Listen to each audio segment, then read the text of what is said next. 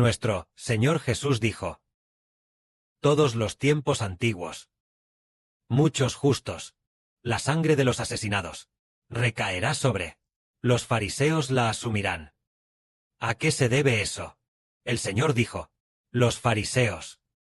Dios envió muchos profetas y personas justas. Aquellos de ellos que fueron asesinados, fueron todos asesinados por los fariseos. Por eso el Señor dijo, y por el Espíritu Santo de Dios también dice: yo envío a mis profetas, apóstoles y maestros. A ustedes. A algunos de ellos matarán, ejecutarán en la cruz.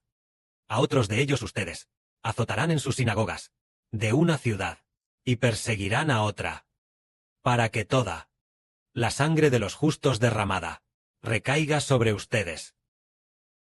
Desde Abel hasta el hijo de Baraquías, Zacarías. A ese Zacarías a quien ustedes mataron entre el templo y el altar. De cierto les digo, que todo esto vendrá sobre esta generación. El Señor dijo: la sangre de los asesinados recaerá sobre los fariseos. ¿Por qué sobre los fariseos? Siendo descendientes de Abraham, de Isaac y de Jacob, y además en el mundo, son considerados con una posición bastante alta, y personas instruidas. ¿Cómo pudieron convertirse en asesinos? Y la culpa de la sangre, ¿por qué la asumen ellos? Resulta que ellos en apariencia son pueblo de Dios, sacerdotes y fariseos. Su posición también es muy honorable entre la gente de esa época, pero debido a que aún no han sido redimidos, por eso en su interior hay maldad. Y debido a que hicieron muchas maldades. Entonces, ¿por qué no son perdonados? Porque no quieren aceptar al Señor Jesús. Por lo tanto, los pecados que cometieron no pueden ser perdonados. Por eso el Señor dijo: desde Abel, comenzando desde Abel, el primero en ser asesinado, hasta que entre el templo y el altar fuera asesinado Zacarías. Todo será asumido por los fariseos. Nosotros entendemos que, cuando Abel fue asesinado, no había fariseos en el mundo. ¿Cómo puede ser que los fariseos lo asuman? Resulta que los fariseos, la razón por la que matan es que en su interior habita el espíritu del diablo. En apariencia pertenecen a Dios, pero en realidad en su interior no quieren aceptar al Señor Jesús. Aquellos que rechazan al Señor Jesús son los fariseos. Y porque en su interior rechazaron al Señor, sus pecados no han sido limpiados, y por eso cometieron muchas cosas pecaminosas. Muchos pecados son porque no aceptan al Señor, y no aman al Señor. Por eso surgieron, se engendraron, muchos pecados, por no respetar a nuestro Señor, ni aceptar al Señor. Surgirán muchas maldades. Entonces el Señor dijo: toda la sangre de los asesinados recaerá sobre esta generación. Eso se refiere a el Señor Cristo. Los que no aceptan al Señor Jesús, será cargada por aquellos fariseos. Es decir, no aceptar al Señor, el pecado cometido no será perdonado. Y debido a no aceptar al Señor, el pecado en su interior todavía permanece. La maldad en su interior todavía los impulsa a pecar. Esos son los fariseos. Así que, en resumen, el capítulo 23, el testimonio de Mateo, capítulo 23, habla de la maldad de los fariseos, cuyo núcleo principal es no aceptar al Señor Jesús. Sus pecados serán recordados. Sus pecados no serán perdonados por no aceptar al Señor Jesús. En su interior viven continuamente a semejanza del pecado, cometiendo asesinatos y realizando todo tipo de actos malvados. En ese momento, el Señor Jesús enseñó de nuevo diciendo: Jerusalén, Jerusalén, tú que matas a los profetas y apedreas a los que te son enviados. ¿Cuántas veces quise juntar a tus hijos, como la gallina junta a sus polluelos, debajo de sus alas, y no quisiste? He aquí, vuestra casa os es dejada desierta. Porque os digo, que desde ahora no me veréis, hasta que digáis: bendito el que viene en el nombre de Jehová, el que es bendito. Aquí, el Señor Jesús, al final, dijo sobre los fariseos: Jerusalén, Jerusalén, tú que matas a los profetas, y apedreas a los que te son enviados. Es decir, en Jerusalén vivían los fariseos. Los fariseos incluían a aquellos de alta posición, los eruditos, así como a los principales sacerdotes. Y los escribas. La mayoría de ellos eran fariseos, pero a menudo hacían el mal. El Señor Jesús quería exhortarlos a volverse a Dios, pero en su núcleo no querían volverse a Dios. Es decir, no querían aceptar al Señor. Aparentemente se volvieron a Dios. Aparentemente se volvieron a Dios, pero en realidad no aceptaban al Señor Jesús en su espíritu, por lo que no podían volverse a Dios. Entonces decimos, ¿cómo es posible que en el espíritu, no aceptando al Señor, uno no se vuelva a Dios? Resulta que el Espíritu de Dios ya ha sido puesto en el Señor. No aceptar al Redentor equivale a no aceptar a Dios. Por eso el Señor dijo que su ciudad quedaría desierta. Su hogar sería abandonado. ¿Y cuándo quedaría desierto y abandonado? Por supuesto, en el año 33 después de Cristo. El Señor fue muerto. Más tarde, en el siglo I.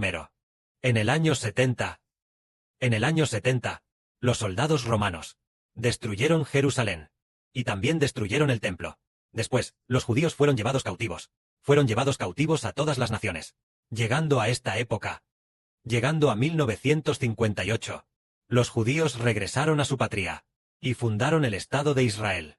Pero Dios, el Señor Jesucristo profetizó que en el futuro, durante la gran tribulación, los israelitas, aunque ya han fundado su Estado, fundado en 1958, pero el Señor dijo que ni una sola piedra quedará sobre otra piedra.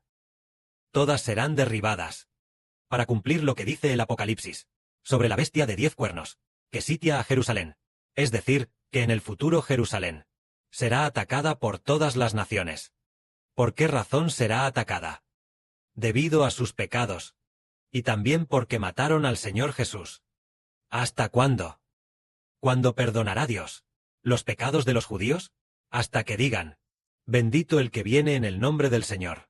Es digno de ser alabado. Hasta que ellos acepten al Señor Jesucristo. Hasta el día de hoy, ellos todavía han abandonado al Señor. Solo reconocen el Antiguo Testamento. No aceptan el Nuevo Testamento. No aceptan a Jesucristo como el pacto. Por eso Dios, cuando llegue la gran tribulación, los atacará, para que en sus corazones anhelen aceptar la redención del Señor Jesús. En ese momento, sus pecados serán perdonados. En este momento, llegamos de nuevo al capítulo 24. El testimonio de Mateo. El capítulo 24 habla de la futura venida del Señor Jesucristo. En aquel tiempo, el Señor llevó a sus discípulos. Llevó a 4 discípulos, que eran Pedro, Juan, Santiago y Andrés. Los 4 discípulos subieron a un monte alto. Entonces le dijeron al Señor: Maestro, mira qué piedras tan espectaculares. Qué edificios tan magníficos. Es decir, los discípulos dijeron que los edificios de Jerusalén eran hermosos, y también dijeron que el templo era muy hermoso. Pero el Señor les dijo así, les dijo a sus discípulos: ¿no están viendo estos templos, estos edificios? De cierto les digo que en el futuro aquí no quedará piedra sobre piedra, porque cada piedra será derribada. Esto es lo que dijo el Señor. En el futuro el templo será destruido, y Jerusalén será destruida. Entonces, ¿por qué motivo será destruida? Porque sabemos que Jerusalén prefigura a una mujer, y el templo prefigura el pacto que Dios hizo con esta mujer. Jerusalén prefigura a Agar, lo que equivale a un pacto. Pero este pacto es el que Dios hizo con el antiguo pacto carnal, con el Israel carnal. Entonces, este pacto sería abolido en el futuro. Si Jerusalén no fuera destruida, el templo de Dios todavía estuviera en Jerusalén, entonces los corazones de las personas se volverían hacia la Jerusalén del Medio Oriente, y no hacia la Jerusalén celestial. Si el templo no fuera destruido, los corazones de las personas seguirían volviéndose hacia el templo del Medio Oriente, y no aceptarían al Señor Jesucristo, porque el Señor Jesús vino al mundo diciendo: en el templo no encontraréis a Dios. Si creéis en mí, encontraréis a Dios. Yo soy el verdadero templo de Dios. Entonces, si no se aboliera este pacto del templo, si no se aboliera el de Zorobabel en el Medio Oriente, o el construido por Salomón, este pacto del templo, entonces, la gente no encontraría al Señor Jesús, no encontraría el camino de la salvación. Pero una vez que el templo fue destruido, la gente ya no fue al templo a adorar a Dios, sino que tomó el nombre del Señor Jesucristo como el templo, pudiendo, por el nombre de Jesús, encontrar a Dios. Así que, si la Jerusalén del Medio Oriente no fuera destruida, la gente pensaría erróneamente que la Jerusalén del Medio Oriente es la ciudad santa de Dios, pensaría erróneamente que es la ciudad santa de Dios. Entonces la gente iría al Medio Oriente, a Jerusalén, para presentarse ante Dios, y así, los corazones de las personas no se volverían hacia el reino de los cielos. Precisamente por esto, el Señor dijo: en el futuro el templo será destruido, y la ciudad santa de Jerusalén también será destruida. Entonces vemos que, cuando el Señor Cristo fue crucificado y expiró, el velo del templo se rasgó en dos, lo cual simbolizaba que Dios abolió el arca del pacto, el pacto en el que se encontraba. Abolió el pacto establecido con el Israel del Medio Oriente, para establecerlo con una nueva nación. Una nueva nación. Una nación nacida del Espíritu Santo. El pacto establecido. Esta nación se llama el Israel espiritual, el pacto establecido. Entonces, dado que el templo fue abolido, a partir de ese momento, el Señor Jesucristo se convirtió en el templo de Dios. Cuando oramos, cuando servimos a Dios, debemos hacerlo en el nombre del Señor Jesús, lo cual equivale a venir al templo de Dios. Todos los que están bajo el nombre del Señor Jesucristo, todos los que proclaman en el nombre del Señor Jesucristo, en el nombre del Señor Jesucristo, las personas que sirven a Dios, se convierten en aquellos que están bajo el nuevo pacto. Y precisamente por eso, el templo debía ser destruido, y Jerusalén también debía ser destruida, hasta que el Señor Jesucristo vuelva. La gente de Jerusalén entonces será salva. Y hoy vemos que, dentro del mundo cristiano, todos están esperando que Israel construya el templo. Esperan que se construya el templo. Piensan erróneamente que construir el templo, entonces el Señor Jesucristo vendrá a lo que llaman el tercer templo. Pero tal práctica es abandonar al Señor Jesús. El Señor Jesús es el único que puede hacer que encontremos a Dios. Pensemos en esto. Podemos recibir el Espíritu de Dios por el templo del Antiguo Testamento o por el del Nuevo Testamento, teniendo al Señor Jesucristo como templo, teniendo el nombre del Señor Jesús como templo, y así encontrar a Dios. Resulta que es por el nombre del Señor Jesucristo como templo que encontramos a Dios. De esta manera, por el nombre del Señor Jesucristo, podemos servir a Dios. Que la gloria sea para el Padre y el Señor.